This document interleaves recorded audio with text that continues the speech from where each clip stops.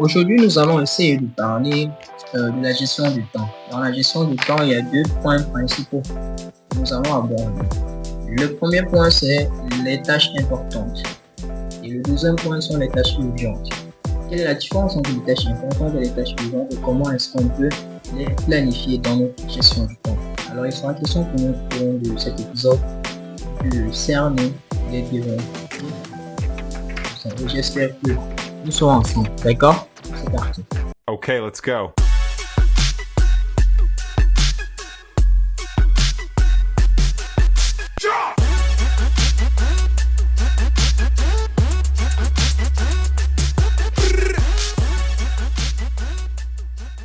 Si vous avez toujours des difficultés à définir vos priorités par rapport aux activités que vous avez et que vous avez ressenti que cela est un fardeau pour vous, alors cette formation est pour vous.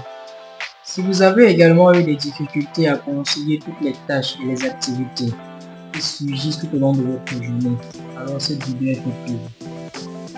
Si également vous n'arrivez pas encore à bien distinguer ce qui est important de ce qui est urgent, alors cette vidéo est faite pour vous. Alors, bienvenue dans cette vidéo qui va vous permettre de définir et de gérer vos priorités.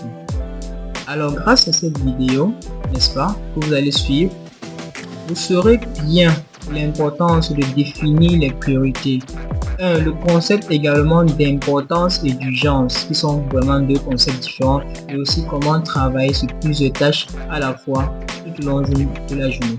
Alors déjà, si tu es encore là, n'oublie pas de t'abonner si la thématique te plaît, si la thématique peut toucher en fait un souci que tu rencontres. Alors, c'est parti. Qu'est-ce qu'on va voir dans cette vidéo? Trois parties quand même assez intéressantes. Premièrement, on verra les concepts d'importance et d'urgence. D'accord? Ensuite, en deuxième partie, on verra la technique ACET. ACET, c'est quoi? C'est ACET, l'analyse critique de votre emploi du temps. On verra une technique de l'analyse critique de son emploi du temps. Et enfin, on pourra ici voir comment planifier ses activités en fonction de ses priorités. Alors, sans toutefois tarder, commençons avec la première partie. Dans cette première séquence, nous allons parler premièrement de l'importance de définir ses priorités. Ensuite, nous allons essayer un peu d'engendrer, entrer dans le concept d'importance et d'urgence. Et enfin, on va voir comment travailler sur plusieurs tâches à la fois pour la première partie. Il vous a déjà peut-être arrivé devant une liste de tâches à faire, de réfléchir, est-ce que je fais? Est-ce que je délègue? Ou bien est-ce que je vais ajourner, c'est-à-dire reporter? D'accord? Alors là, les différentes tâches que vous devez réaliser sont quand même assez intéressantes parce qu'il y a des tâches que vous devez réaliser immédiatement, des tâches que vous devez ajourner, des tâches que vous devez déléguer à d'autres personnes, ça peut être votre collaborateur, votre collègue, et également des tâches que vraiment vous devrez abandonner parce que voilà, c'est pas tellement important ni urgent que ça. Alors faire un choix ici là implique de définir premièrement vos priorités, n'est-ce pas? Ensuite les objectifs à atteindre et aussi le but à atteindre. Ça vous facilite vraiment la compréhension. Lorsque nous ne définissons ni les priorités ni le temps que nous devons les consacrer, ces événements-là finissent par le faire à notre place et c'est là où on perd le contrôle. Pour définir ce qui est prioritaire, déjà vous devez classer vos tâches selon leur degré d'importance et d'urgence. Je vais prendre un exemple de tâches importantes et de tâches urgentes dans le même cas. Je prends un cas, je suis à la tête d'une équipe de 3 personnes, une équipe de 3 personnes, moi y compris, et on programme prendre 2 personnes supplémentaires. Donc il est prévu un recrutement de 2 personnes. Et vous savez, le recrutement, ce n'est pas facile parce que voilà, c'est des profils qu'il faut étudier, planifier, en fait, prévoir des entretiens et tout ce qui va avec. Là, c'est une tâche importante qui est prévue, n'est-ce pas? Maintenant, pour la tâche urgente, imaginons maintenant que j'ai 2 personnes qui démissionnent actuellement soudainement de mon équipe. Alors la tâche importante qui était là devient une tâche urgente. Tu vas à tout prix compléter mon équipe. Et là, ça devient une tâche urgente, n'est-ce pas?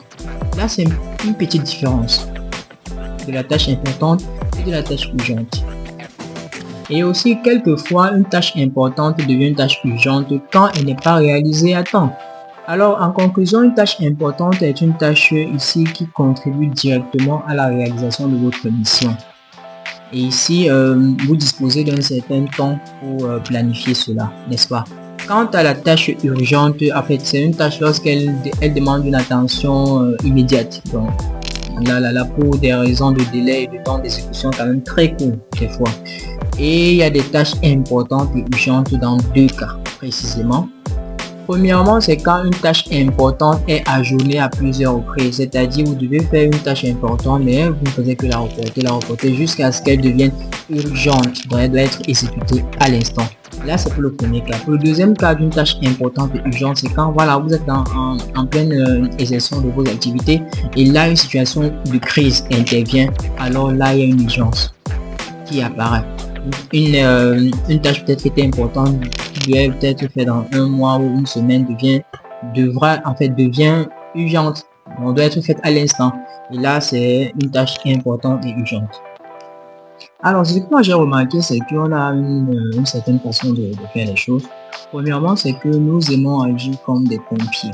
Donc, c'est-à-dire, nous faisons ce qui est urgent et important. Donc, c'est généralement la phase que moi j'appelle la phase d'extinction des flammes. Extinction des incendies. Il faut vite finaliser cette partie-là.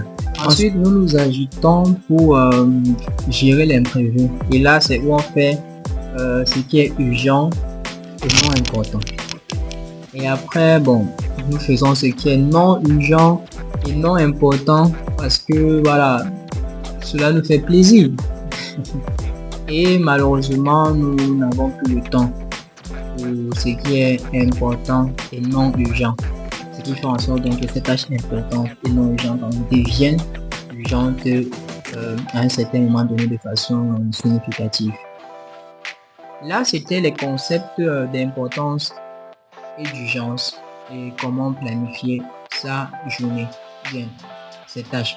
Là, maintenant, nous allons essayer de parcourir un peu la technique ACET, qui est tout simplement l'acronyme de l'analyse critique de notre emploi du temps. Alors, pour cela, vous allez découvrir déjà cette technique. C'est quoi? L'importance de la planification, comment ajourner les décisions et aussi décider d'un ordre de priorité. D'accord? Alors, la technique ACET, c'est tout simplement une technique qui vous permet ici de planifier vos activités ou bien vos événements en fonction de deux axes. Le premier axe, c'est l'axe de l'importance et enfin l'axe de l'urgence, n'est-ce pas? Ok, et là, ça vous donne ce cadre aussi. Ok, maintenant, regardons un peu près ce cadran. Alors, concernant le cadran A, qui ici demande une attention immédiate, ces activités doivent immédiatement être effectuées, sans délai. Concernant les activités du cadran B, tout simplement, c'est si vous n'avez plus d'activité du cadran A, c'est où vous partez pour les activités du cadran B. Et ceci vous permet de réagir, en fait, quand je dis réagir, c'est que ça vous permet ici d'agir de façon proactive afin de prendre des décisions des fois stratégiques.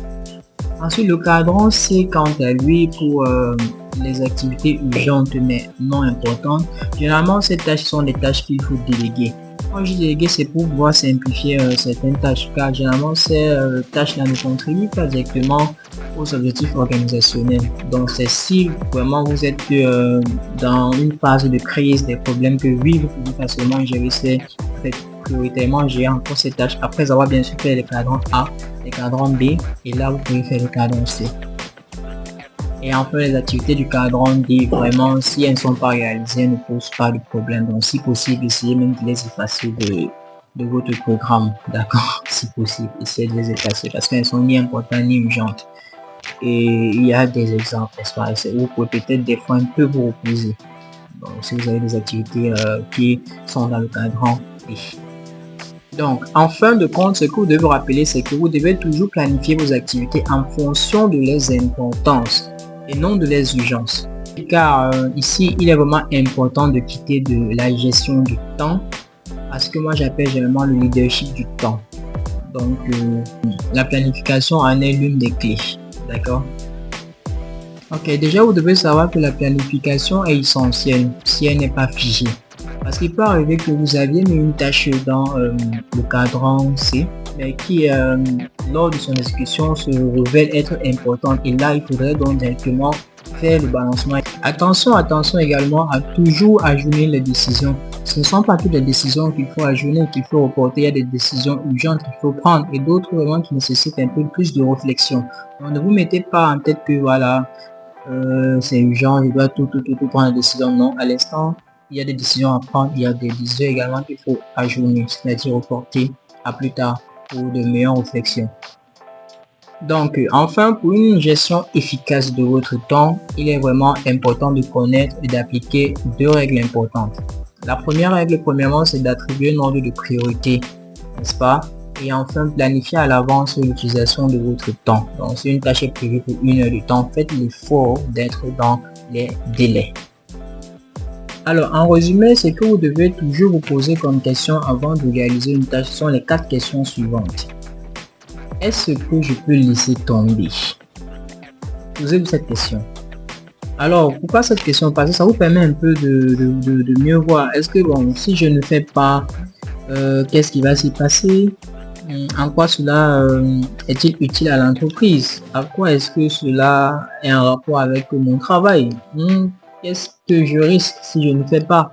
Posez-vous cette question et là, vous verrez que voilà, c'est à faire ou à abandonner. La deuxième question, c'est est-ce que je peux ajourner la réalisation, c'est-à-dire reporter? Et là, c'est de vous poser la question, est-ce qu'elle est importante? Est-ce qu'elle est urgente? Est-ce que, voilà, qu'est-ce qui va se passer si on ne fait pas directement cette tâche actuellement? C'est ces petites questions. Alors, et la troisième question, c'est est-ce que je peux déléguer cette tâche? Et là, c'est de voir, est-ce que je dois faire cette tâche moi-même? Est-ce que je peux pas déléguer à quelqu'un d'autre, un autre collègue qui peut bien le faire? Cette tâche, est-ce que ça représente vraiment une opportunité pour un autre collègue de se faire voir? De faire voir, c'est pas voir, mais voilà, de montrer ses compétences.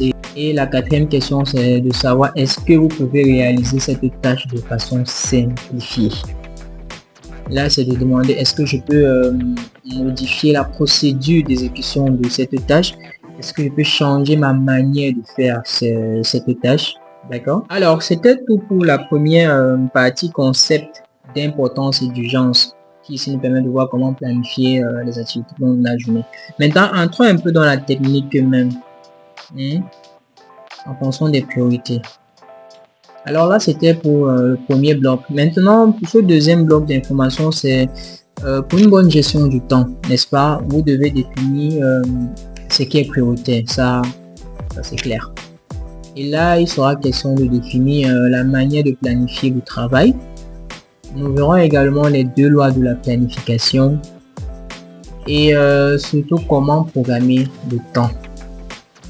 Alors déjà, si tu es encore là, n'oublie pas de t'abonner si la thématique te plaît, si la thématique peut toucher en fait un souci que tu rencontres. Alors, c'est parti.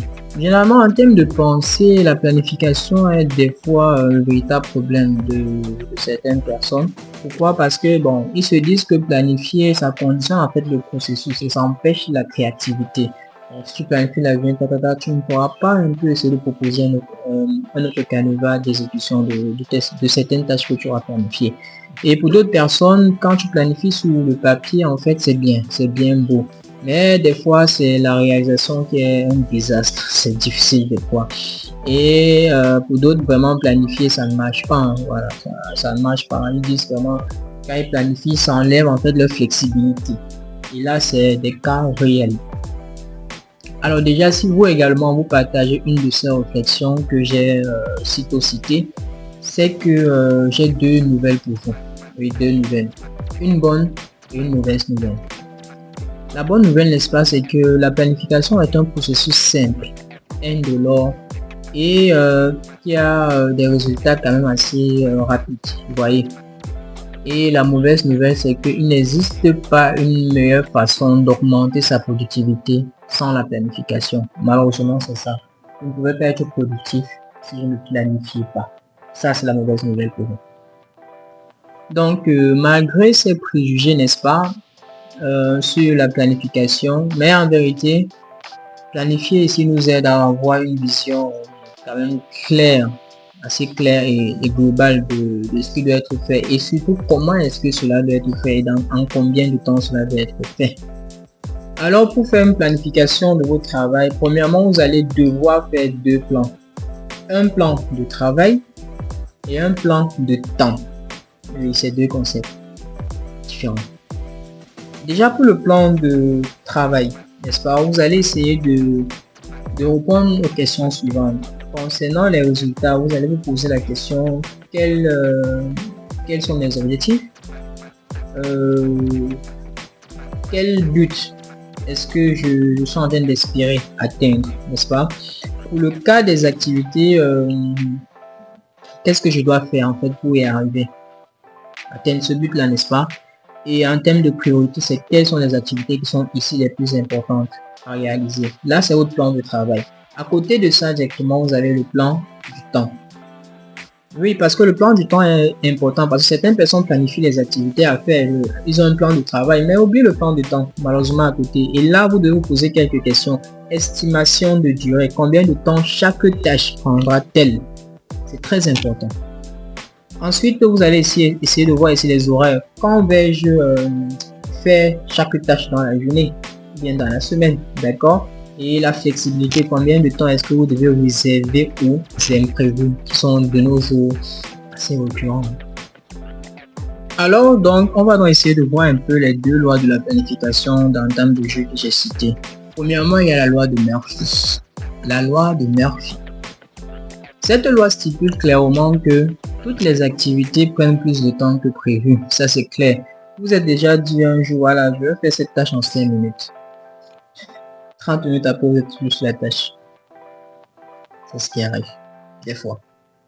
Et le risque donc de ne pas penser à cette règle, tout simplement, c'est que vous allez sous-estimer le temps nécessaire à l'exécution des tâches. Et malheureusement, jamais les terminer parce qu'il faudra passer à d'autres tâches. Quant à la seconde règle, ici, elle présente les principes homogènes de la séquence de travail. Et elle est connue sous la loi de Carlson. La loi de Carlson. Ici, la loi de Carlson fait un peu une vue sur les interruptions des différentes périodes de travail. Et là, c'est un peu de voir, en fait, vous devez appliquer un peu les principes des séquences homogènes de travail. Sinon, vous risquez de vous habituer à des travaux sous forme de compte-gouttes. Donc, dès que vous commencez et que vous êtes concentré, vous êtes censé atteindre le pic de concentration pour exécuter de façon optimale la tâche. Là, une interruption intervient directement, vous chutez encore pour recommencer à pouvoir atteindre ce pic de concentration pour l'exécution correcte de cette tâche-là. Donc, voilà les deux lois de la planification, la loi de Murphy, la loi de Carlson. Donc, en gros, concernant ces deux lois, c'est que voilà, vous devez limiter les interruptions externes, quitte à éduquer vos collaborateurs dans ce sens-là, que voilà, si vous êtes dans on appelle ça focus, donc qu'ils ne viennent pas vous déranger le temps que vous de finir ces différentes tâches que vous devez exécuter. Et aussi, ne vous auto-interrompez pas. Malheureusement, c'est le cas qui arrive dans plein de bureaux, en plein de services. Là, vous êtes en pleine activité, directement une petite notification vient de votre téléphone. Vous êtes toujours dépêché en fait de répondre au message. Là, c'est pas bon du tout. En fait, dans la suite de la vidéo, on verra comment gérer ces interruptions. Donc, en somme, la gestion du temps ici implique la planification. Donc, comme je dis, la planification également doit être divisée en périodes de temps. Et généralement, moi, je passe sur un axe de 3 vues. Donc, la première vue, c'est une vue quand même assez globale de façon annuelle. Ici, vous avez une vision à long terme, n'est-ce pas, qui vous permet un peu de conditionner aux différentes autres vues. Ensuite, nous avons la vue hebdomadaire. Comme je le dis, c'est dans ce plan hebdomadaire là que vous allez clairement définir les objectifs, les activités, les priorités de ces activités là et surtout, comme je l'ai dit, le temps nécessaire pour l'exécution de ces différentes activités dans la semaine. Et enfin, une planification quotidienne, c'est-à-dire à la fin de chaque journée, faites l'effort, n'est-ce pas, de comptabiliser les activités que vous avez faites. Et aussi pour apprécier la journée du lendemain, ça se fait la veille. Donc, avant de quitter peut-être votre lieu de travail ou bien votre bureau qu'on venez actuellement, c'est de dire voilà, qu'est-ce que j'ai fait aujourd'hui et qu'est-ce que je dois faire pour demain. Et en termes d'avantages, déjà, ça vous permet un peu de voir la journée qui est écoulée, ce que vous avez fait en termes d'objectifs atteints. Et ça vous rend un peu opérationnel dès le lendemain, parce que dès que vous allez vous asseoir sur votre bureau, vous saurez déjà ce qu'il y a à faire directement. Et là, ça vous donne aussi une base de comparaison pour ce que vous allez faire pour la suite. Donc, en gros, la gestion du temps, c'est 3 points. Premièrement, c'est écrire un plan quotidien. Oui, vous devez clairement lister vos tâches à faire et le temps qui va avec. Ensuite, vous allez essayer de grouper les activités communes ensemble. Je prends un exemple, c'est que si vous arrivez dans un bureau et que voilà, dans votre bureau, vous prenez un cas clair et que voilà, vous avez des emails à lire, vous avez des fois des affaires, vous avez des activités, vous pouvez vous donner dans la journée des tâches telles que la lecture des courriers, des emails et bien des appels à effectuer. Je les mets peut-être dans des périodes bien précises. Le matin, déjà quand vous arrivez à 8h ou 8h30 en fonction de votre début de travail, vous lisez pour vos courriers pour 15 à 20 minutes, vous les répondez si possible. Peut-être vous planifiez avant d'aller en pause à 13h, vous pouvez lire également votre courrier arrivé. Et peut-être avant le départ dans l'après-midi, peut-être aux alentours de 14h30, 15h, 15h30, vous passez également en revue un peu vos emails. Et enfin, c'est de vous centrer sur vos objectifs. Vraiment, ne soyez pas dispersés. Donc, si vous avez des objectifs bien fixés à atteindre, faites l'effort de vous focaliser dessus et voilà, de voir quelles sont les tâches importantes pour l'atteinte rapide de vos objectifs.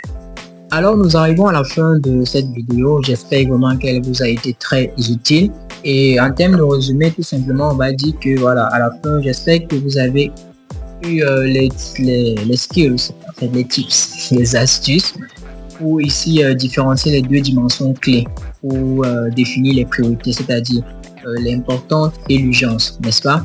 Et j'espère également que vous avez pu clarifier clairement ou bien voir comment élucider les priorités en fonction de la technique ACED, donc analyse critique de votre emploi du temps. Et enfin, j'espère maintenant que vous êtes capable, que vous avez les manières de planifier les activités sur la base de vos différentes priorités. Sinon, n'hésitez pas à partager le lien de cette vidéo, mettez un pouce, un like, abonnez-vous, c'est le début et mettez en commentaire les thématiques pour lesquelles vous aimeriez que je fasse des recherches pour vous proposer des contenus quand même assez intéressants et surtout éducatifs.